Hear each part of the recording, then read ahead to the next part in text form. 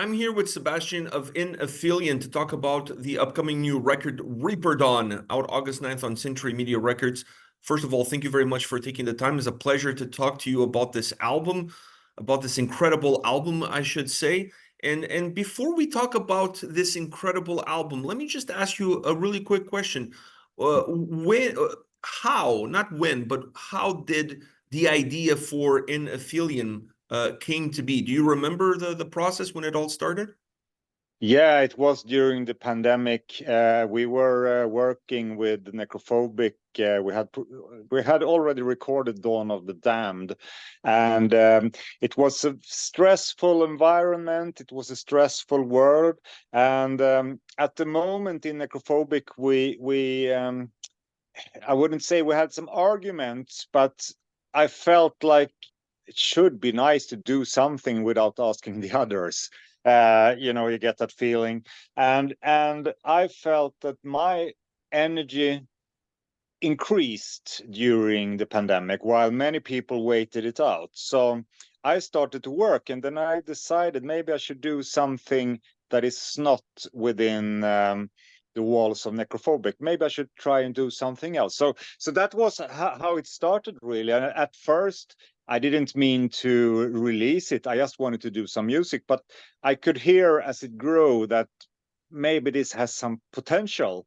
And all of a sudden, I had a drummer, and we were on a way of making an album. So that was, but the intention from first was just to have something to do for myself, really.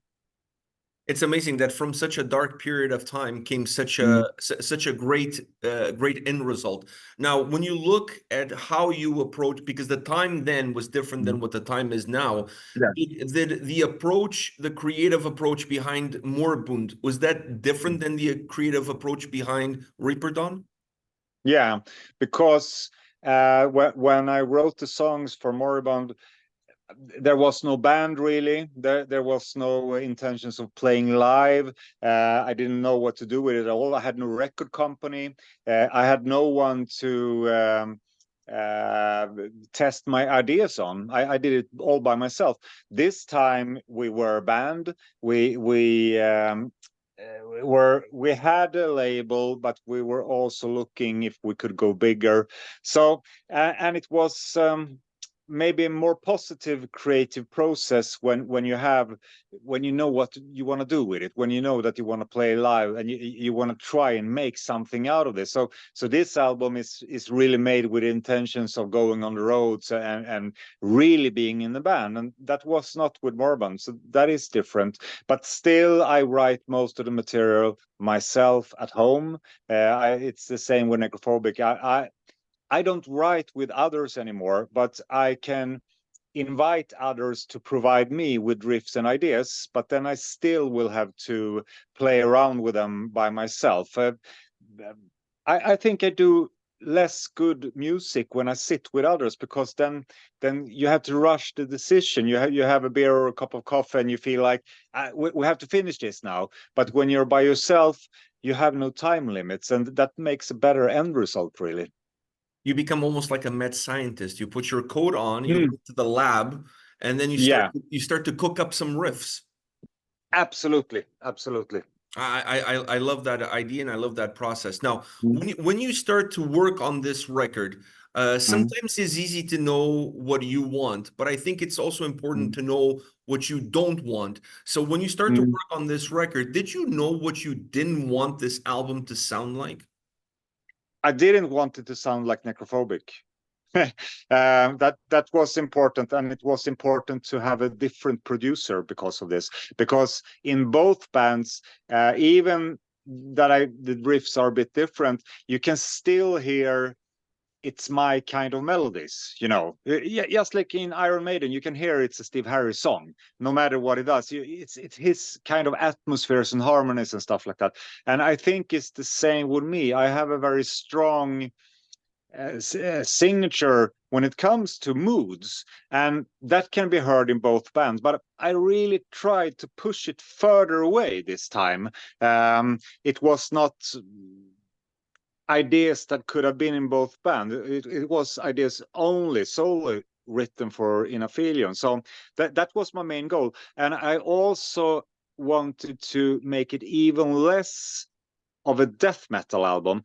I have no idea if I succeeded, but I really tried with Moribund to make a heavy metal, black metal album in maybe a little bit of thrash, but still people said, it's black and death metal, and maybe it is. This time I really tried to take away those last of these kind of old school brutal death metal elements. I tried to push them away for a different kind of feel, really. I think you succeeded because I You didn't get think so? that I didn't get that vibe from this record. I actually felt like Mm. this record pushed a more melodic vibe at times, a deep Yeah. atmospheric vibe at times, and I think it Mm-hmm. has a more textured, layered sound than the debut Mm-hmm. record did. So it's an album that allows you to listen to it more and feel like there's still something left for you to discover within it. It doesn't feel as Yeah. I find it a lot of times with death metal, it feels like it's a little bit more straight to the point. What you Yeah. see, what you get. Mm. I, I I mean, it's very long songs on this album, and that is something that I now ask myself if it really was wise, because there's only like two head-on short songs, like the title track and When All Stellar Light Is Lost are all around 4 minutes, and the rest are like 6, 7, and 8 minutes. And what I had in mind, I wanted every song to be like a microcosmos or an album of its own, as you say, something to discover. I wanted people to lose themselves into the song, but it's not too repetitive either. It has a lot of layers. It has a lot of things going on. So I I try to push in a lot to make the listeners stay within each song for a while. I Mhm. have no idea if that was wise or if it's boring to listen to. For me personally, I mean, I Mm, can't speak for other people, but for me uh, personally, I felt like this record worked well because each song tells its own story. But with each new yeah. song that starts, you almost Mm, feel like there's a sense of a reset that yeah. allows you to approach that track with a different Mm, mindset than you had when you approached the song before. So I yeah. personally did not have an issue with the length because the songs Okay. are not boring. You know what Yeah. I mean? Like a Mm, long song, as long as it's engaging with mm, ebbs and flows, yeah. Mm, it doesn't matter the length. no, I'm glad to hear that, because it's you can never take the point as a listener when you're the writer. You can never hear the whole of the music. It takes A- me like 10 or 15 years to listen to my old stuff and really enjoy it, like if I heard it for the first time. So that's a hard thing. And then you also have some songs on, I mean, Reaper Dawn, for example, that's a Mm. straight to the point track. That's Yeah, a track that doesn't hold back. It has yeah, a little bit of a Motorhead feel to it because it's very yeah, to the point, almost like a punk mm, attitude as far as that song is yeah, concerned. So having a track like that in the design of mm, the record, it becomes that reset. You know what I mean? Like you went yeah, through a couple of songs that have a different atmosphere, then you listen to Reaper Dawn, you're like, oh, I'm up again. I'm ready for what comes yeah, next. So I thought the album yeah, design and the track listing that you put together yeah. enhanced the album as a whole. Okay, that's cool. That's cool. That was really what I aimed for, and yeah, I'm glad to hear that. Mm, Now, when you're listening to this album, or if you take time to listen to the album, mm, do you become very self-critic? I yeah. know it gets to a point where the album is done, the album is going to come out. There's not much you can do at Mm, this point in time, but you uh, are do you go back and listen to it and self-criticize yourself? Absolutely. Um, but I must say, this is one of the first albums I have ever been involved with that I'm actually satisfied with the result. And I feel now that it's actually good. Yeah, it's not like that. Usually it's like, oh, I should have done this. Why did I rush this? Why didn't I think of this? But except for the length of the songs, actually I enjoyed this album right away.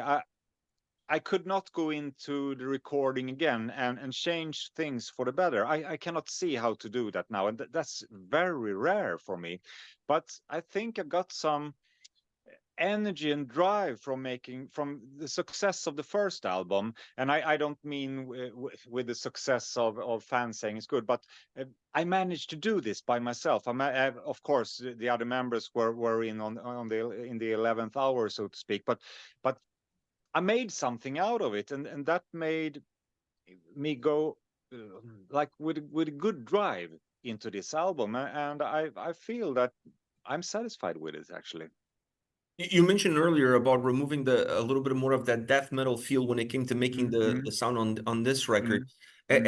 As you look at discovering what your well, maybe you don't even care. Do you care about creating a signature sound? Do you care about carving out a space for an Aphelion that has its own DNA, if you will, or is that door No, open for you to do whatever you want? no, I cannot say that I'm trying to do something new. I mean, we're all replicating old stuff. I mean, I listen mostly to heavy metal, and what I try to do, I try to put uh, the same in energy into my music in my songs that I felt the first time I heard Wasp, Saxon, Iron Maiden. You know, heavy metal hit me as with full force, and this doesn't sound like that at all. But the energy and the feeling I got from hearing like Defenders of the Faith with Judas Priest the first time, that's the energy I want to put into this. And my language is black metal or death metal, if you wish. I think I would not be really good at doing heavy metal, so I'm not trying to write something new. I'm trying to be honest to myself, really. I'm trying, and if it sounds like something else, then be it. But I know one thing that I'm quite good at. I, I have become a decent guitar player, and in black metal, there are a lot of good players, but they don't use the guitars for solos and harmonies the way that many death metal band actually does. Technical death metal band, they are wizards on guitar, but I have a heavy metal approach on my leads that I think is rare in it's almost absent in black metal, and it's rare in death metal as well. And I think I have something there with a sound that not many other bands have. But then, I mean, the blast beats, the vocals, the usual riffs, that many people do that, but I think I put something in it that is important for me. It's not important because it should sound different, but it's important for me to have those elements in music. So It's interesting that you're saying this because when I was listening to the record, a lot of mm, times with black metal albums, the sound mm, feels very narrow because the yeah, guitars are so driven, so dark, so mm, penetrating that the sound on the record feels like it's being squeezed. And on this yeah, album, you were able to create the same level of darkness. You were able to mm, create the same essence that black metal mm, has, but the sound is a lot wider. So yeah. maybe that's where the guitar sound has a much different impact in it.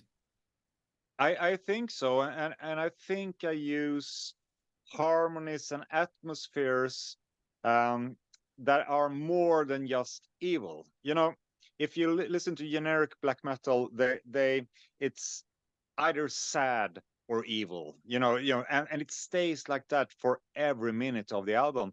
I think I have euphoria, sadness, even joy, triumph. There's so many things going on, and I think that my guitar playing lifts and bears all these atmospheres the way I cannot really choose how I play, especially with the leads. That's something that just comes from the heart. I don't sit down and think it should be these notes. I just play, and I play my heart out, and I think that takes it widens the songs, and it also yeah, this thing also, I think it's important to have air in the riffs.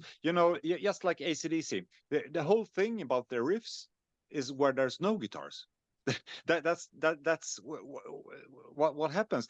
And I try to have air in the songs between the riffs, even in the riffs. I try to make the whole massive sound breathe. I 1,000%, 1,000%. And I agree with that. And I think that makes the album easier to digest, easier to listen to. And it gives a more, it gives a bigger sense of longevity to the record, because it doesn't feel dated. It doesn't feel like I can only listen to it once and then I'm bored or I'm overwhelmed by it. And I think this is an album that for the black metal fans works. But for those that are on the periphery, there may not be necessarily huge black metal fans. This is a great record to listen to and kind of get a little bit more into the genre. Yeah, and I think um, I don't sit down and think now I should aim to lure the black metal listener in, those who wants the whole lifestyle of everything. They who want Norway 1993.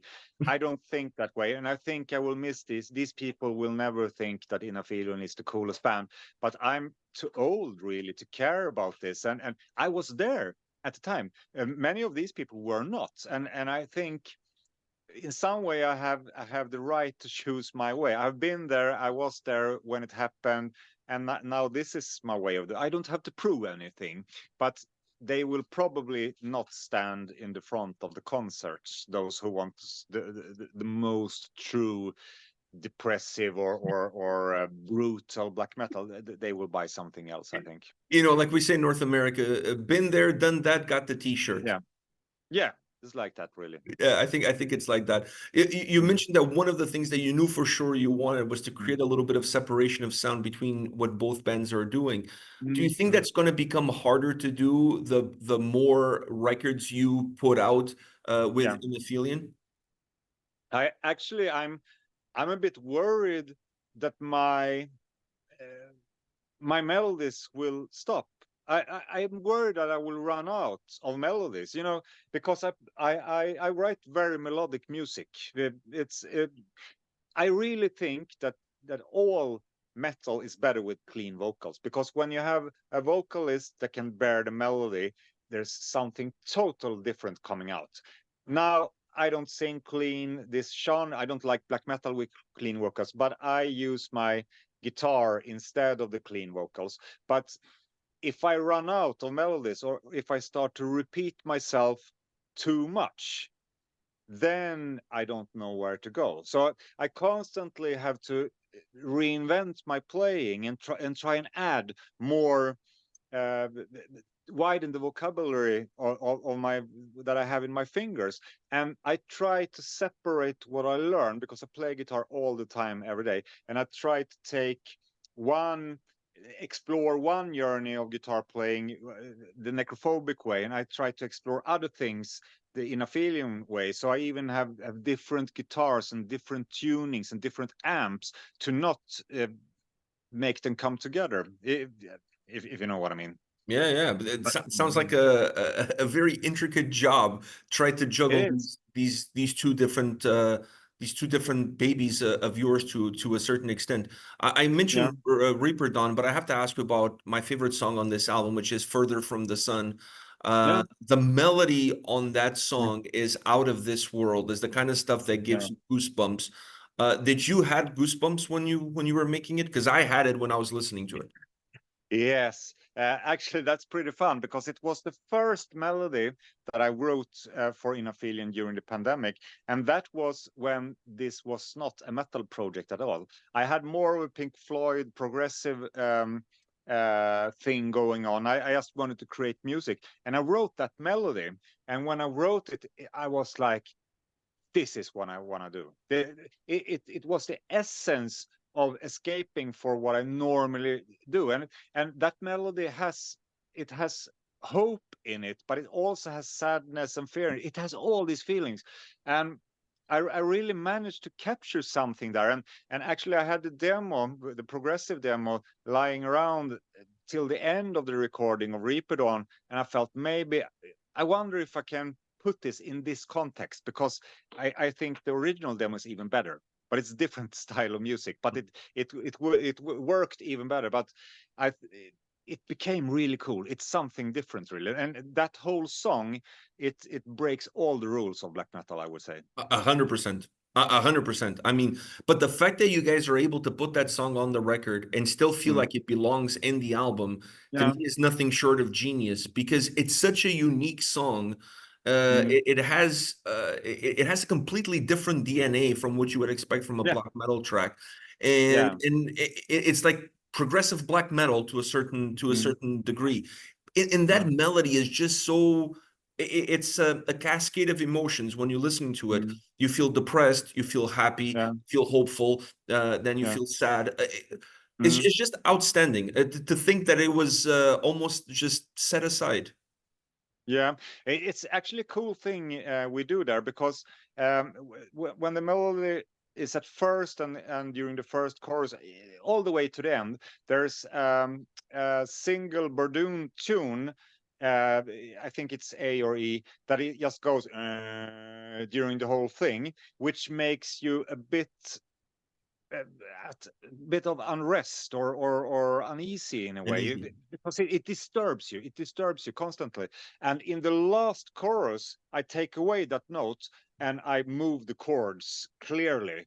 And then it's when the euphoria and when the triumph is released. And that is also where the lyrics where you really leave the orbit of the sun and go out in the dark because you choose to. And then when you take away this tone that just goes this sound and you change the chord, then something happens. Then that you describe it, you don't really know what you can't really hear it, but you can feel it. And I think that's the beauty of it. Sometimes I feel like when you can feel it, it becomes a lot Mhm. more. It lasts longer with you than just Yeah. hearing it because it's something that becomes almost part of you as a listener. You take that Yeah. piece away, and that Yeah. song is just what an incredible Mm. track. I mean, Mm. I every time I'm listening to the album, at Yeah. the end of that song, I go back again and I listen to it at least one more time before I continue with the rest Mm. of the record because it's such an incredible song. I really have to give you props for putting together Ah, a track like that. I love it. It's one of my favorite mm. songs of the year. It's just such an incredible, Thanks. powerful Cool. track. We've talked a lot about guitar playing, but what Mm. about the vocals? Do you feel like this record offer you opportunities? Do you feel comfortable in it? Well, Yeah. what's your take on what you've done? When I recorded Moribund, um, I didn't really want to sing, but I wanted someone to do the vocals in in the same creative drive and speed as I work. Because usually when an idea for a song opens for me, I have 1 or 2 weeks to manifest it. If I don't do that during this time frame, then I will lose the feeling for the song. So I have to step aside from the world. I have to step aside from my family, and I have to create while the creativity is burning. And I could not think of anyone that would want to work with me like that, a singer. That I mean, if on a Tuesday I send a demo, I expect vocals back on the Wednesday. No one works like that. But um, so I did it myself. I decided I will do it myself because then I can, and also I can put the feeling behind my words, behind my under meaning of the song. I can express something with my voice, but I didn't know if my voice would hold up. I didn't trust my voice. I was not sure I liked my voice. That I just did it, but it gave me self-confidence, and this time I really wanted to sing and I knew I could sing. And that made me write more intricate lyrics and I could put more feelings in the lyrics because I knew that I could make it happen with my voice. So actually the singing this time was very satisfying. And I think in the result you can hear that I am more free and it's a wider range of expressions than on the first one. The first one is a bit push on rec, do the lines, stop, and then it's finished. But this time I could work with the lyrics in another way. So for me, it's a big step up. I don't know if the listener can hear that, but for me, it's a big step forward, really. Does it unlock for you the possibilities Mm, going forward, and not only mm, pushing the atmosphere from a mm. sound point of view, but then also pushing it from a vocal standpoint? Yeah, yeah, exactly. Wow. One last question for you, and that Mm, is about performing live, because you mentioned it mm, before that you wanted, mm, you didn't have the intention of creating a band, but now you mm, have a band, comes the mm, opportunity to perhaps to play. mm. So what's your schedule like for this year with the album coming out on August 9th? We are booking gigs right now, but also it's not very easy because we're very busy with Necrophobic, and that is it's there's not so many weekends left, and sometimes we play with both bands at same gigs, but it's not necessarily a good thing. Sometimes it works out well, but sometimes it feels like the bands are in conflict, not in conflict, but you know you Yeah, I know what you mean. represent two worlds in a way. So I don't really know where to go. I think we will play uh, as we do now, but we will make those occasions more rare and more special when we do it. It's also very hard for us to on this level because we're a small band. I mean, I've been in this business for all these years, but Aphelion is not a big band, so it will not bring in a lot of money for touring. And we all, I mean, I'm 52 years old, I have family and stuff like that. It's different than if you were 19 and having a new band. Then if you have a couple of beers and a hamburger, then you're fine. If you have a home when you come home, well, be it. If you don't, well, I get it. Find something else or crash on someone's couch. But right now, it's not that easy to just go away with the band as it was once a day. So that is something we think of. How should we do this really? Well, I hope to see you guys at some point in time when I come to Europe, because Mm, I would love to hear that Further from the Sun alive. yeah. I think I would cry probably. It's Okay. such an experience, that song. It's such a Yeah. powerful track. So I really hope to Mm, see you guys perform at some point in time. Sebastian, mm. thank you very much for your time. I really appreciate it. And congratulations Thank on you. this amazing record, Reaper Dawn, out August 9th on Century Media. Thank you so much for having me. Oh, it's my pleasure. All the best. Take care. All the best. Bye.